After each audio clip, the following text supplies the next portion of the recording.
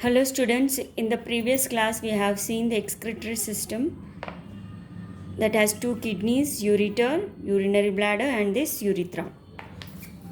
And we have seen the structure of kidney, this structure of nephron. These nephrons are more than 1 million nephrons are present in the kidney. 1 million nephrons will form a kidney. In this kidney, urine will form in the nephron. Then now we'll see how urine is formed. That means mechanism of urine formation we will learn now. Now here, see here. You know the structure of the nephron. See this one. You know the structure of the nephron.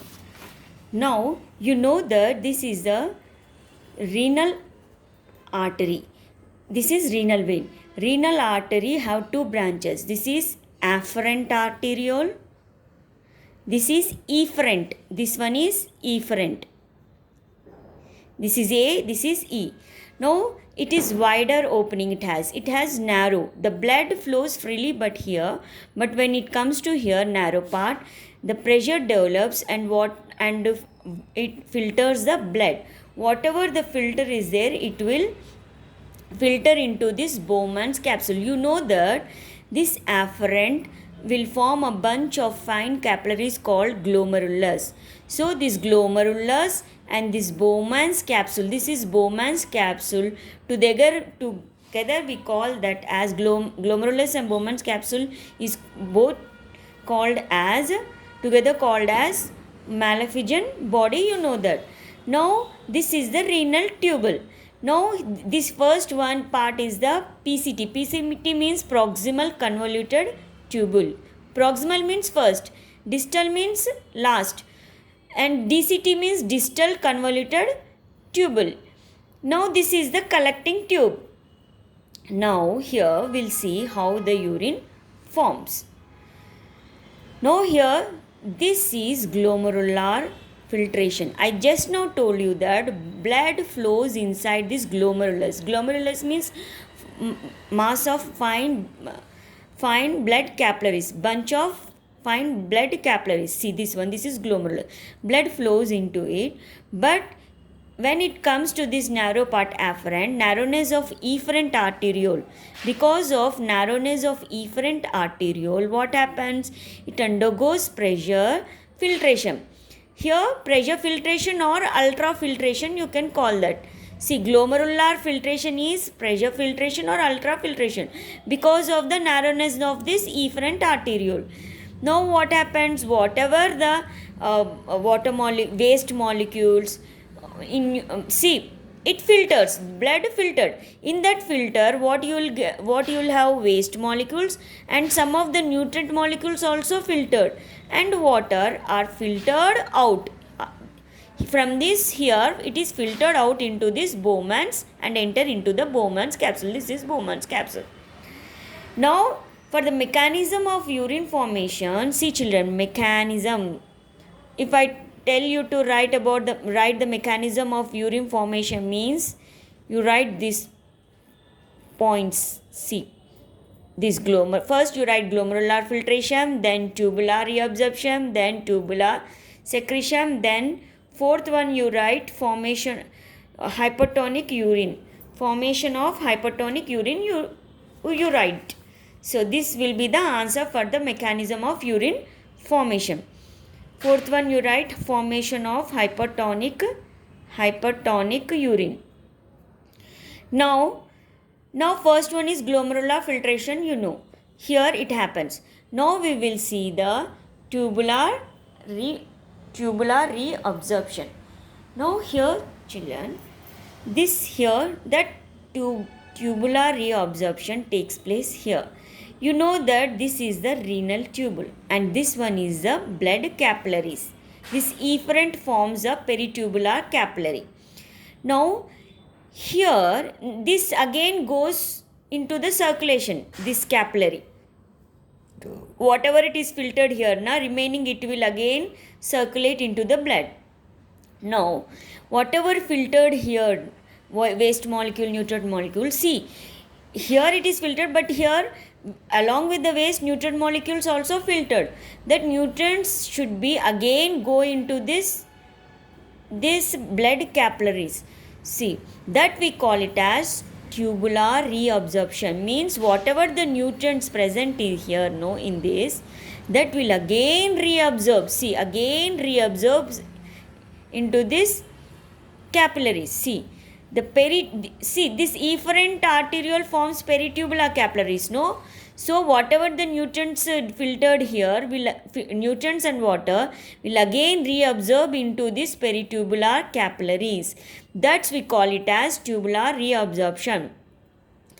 Now, from PCT, it again goes into this capillaries, peritubular capillaries. See, whatever it is filtered here, na, that we call it as primary urine.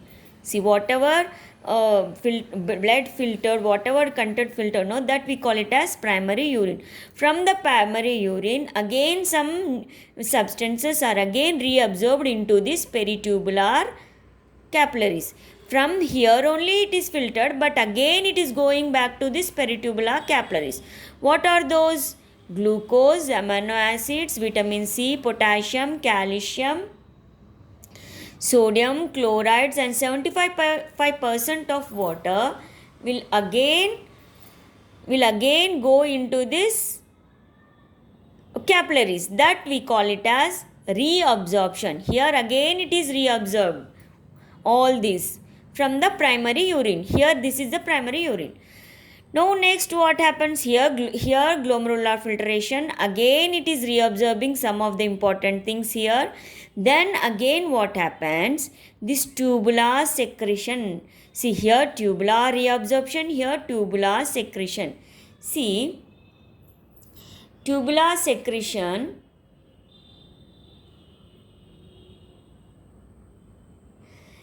see here, tubular secretion means, see here this happens at distal convoluted tubule. Here it is again reabsorbing, but here what happening? Though it is filtered, but this capillaries, still it contains some waste. That waste should be removed, no? So that's why the waste from these capillaries again secretes. Here it is reabsorbing, but here it is secreting.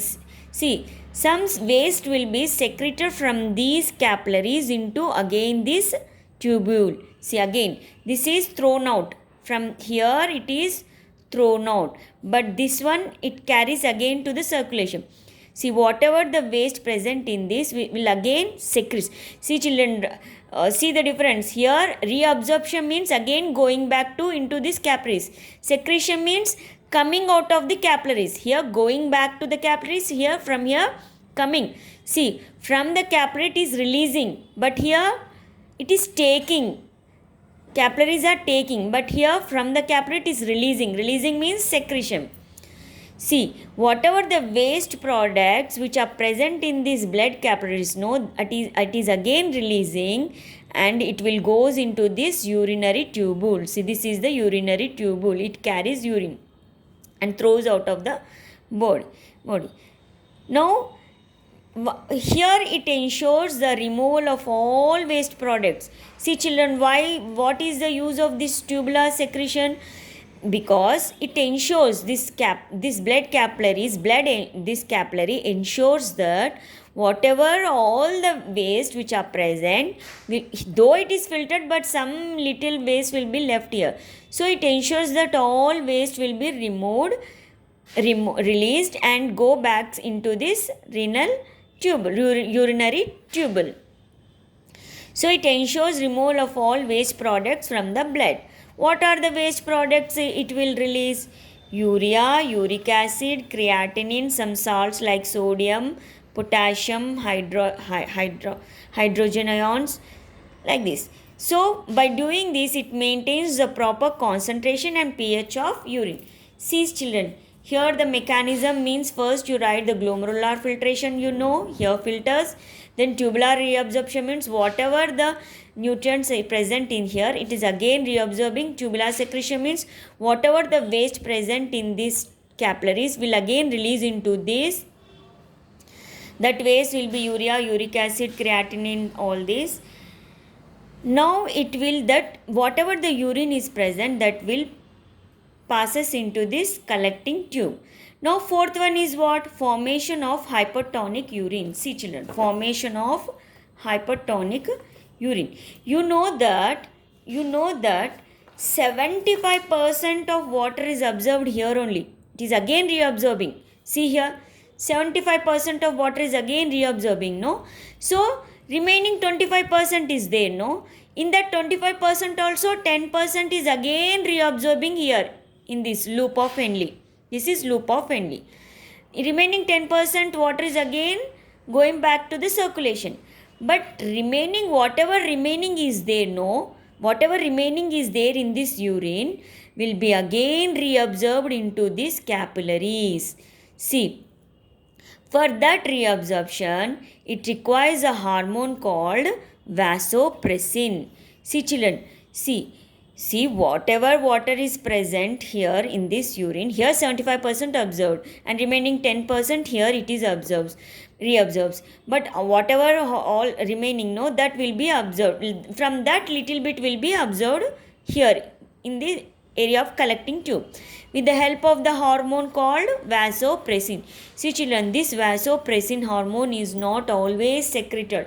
Whenever the body needs the water, at that time only this vasopressin will secrete. See, for example, in summer, some of the water from your body will be eliminated because of the sweat. Because of high temperature, you will sweat, and so some of the water and salts will be removed.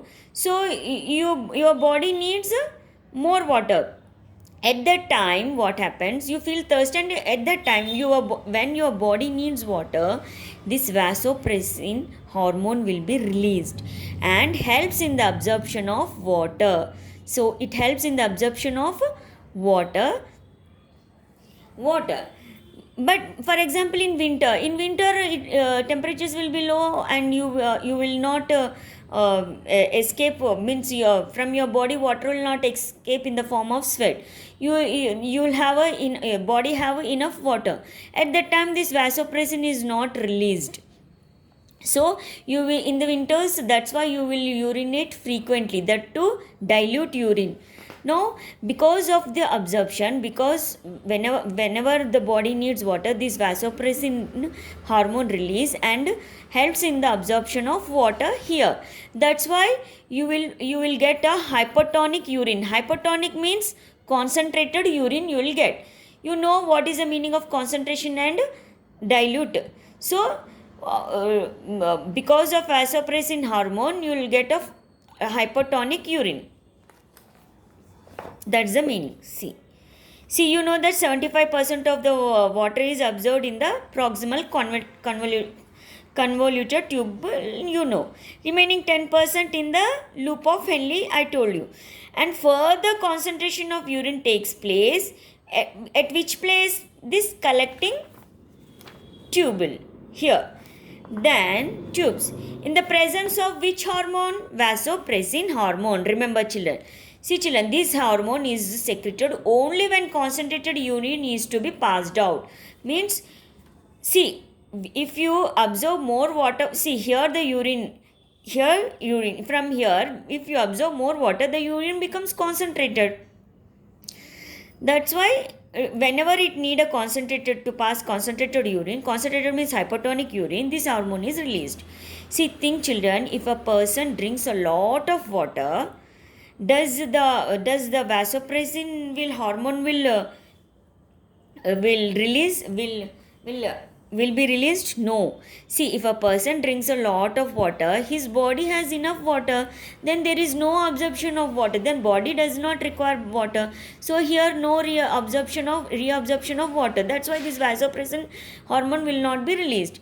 But suppose in absence of I will ask a question. What happens in the if a person does not have this vasopressin hormone? If there is a deficient in this vasopressin hormone, see, if a person is deficient of this vasopressin hormone, he will produce dilute urine. Means watery urine he will urinate. Now, because of this hormone, osmotic concentration of the body fluids are maintained. See children, I would like to tell you that if a person is deficiency of this vasopressin, he will get a disease called diabetes insipidus. See children, diabetes insipidus means it is not a sugar disease. It is because of this vasopressin. Remember, diabetes mellitus means that is sugar disease. Remember here, diabetes. Here, diabetes insipidus means not sugar disease. Diabetes mellitus means sugar disease. This is sugar disease. This is different from this disease. See, diabetes insipidus means it is because of the hormone, deficient of hormone vasopressin. If a person is deficient of this vasopressin, he will urinate frequently, repeatedly he will urinate, and he will urinate what type of urine? Dilute urine, means more watery urine. That disease we call it as diabetes insipidus. It is very important. In the exam, one word question will come here. See, why more urine is produced in winter? I told you just now. What happens if reabsorption of water does not take place? See children, if reabsorption of the water does not take place, what happens? The person will urinate concentrated urine or hypertonic urine. Now, after here the urine is, see here filtered, no, this after the urine, here it is again nutrients are reabsorbed. Here whatever waste is again released into this, that we call it as secretion. Here the urine is collected. From here, see here, see, oh, here these are the nephrons, no. From here urine comes from the collecting tubule. From all the collecting tubule, urine passes to this pelvis. This is pelvis, you know, no, this one is pelvis. See here, this one pelvis. See here, whatever urine is formed here from this collecting tubule, all the collecting tubule will pass the urine into this pelvis. Then from the pelvis, it goes to this ureter. See, I told you this ureter is present in the hilum, no, hilum. Hilum means this fissure. This hilum consists of 3 tubes, I told, no, renal artery, renal vein, this ureter. The urine comes here through this ureter. See here, 2 ureters, left and right. See, from the pelvis to this ureter, then it is temporarily stored in the urinary bladder. Then when you urge to urine, it will pass through this opening called urethra. See here, this is urethra. Now,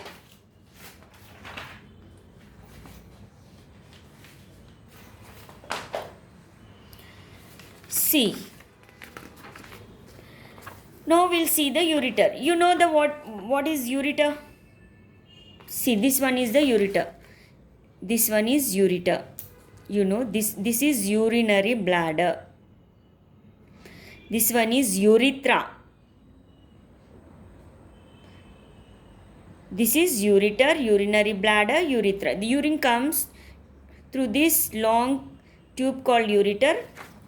See, there are a pair means 2 ureter.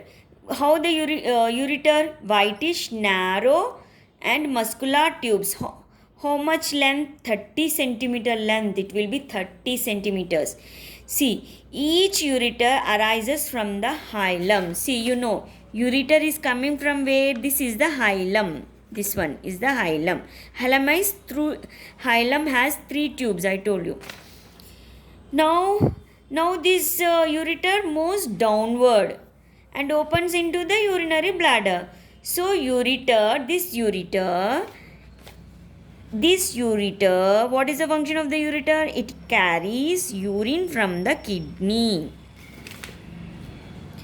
kidney to the urinary bladder. See how the movement of the urine in the ureter through peristalsis. You know, no, wave-like movement. See, movement of urine in the ureter will be like wave-like movement, peristalsis. Now, after this ureter carries urine from the kidney, it takes that to the urinary bladder. See, children, this urinary bladder, it is situated in the pelvic region on the ventral side of the rectum in the abdomen.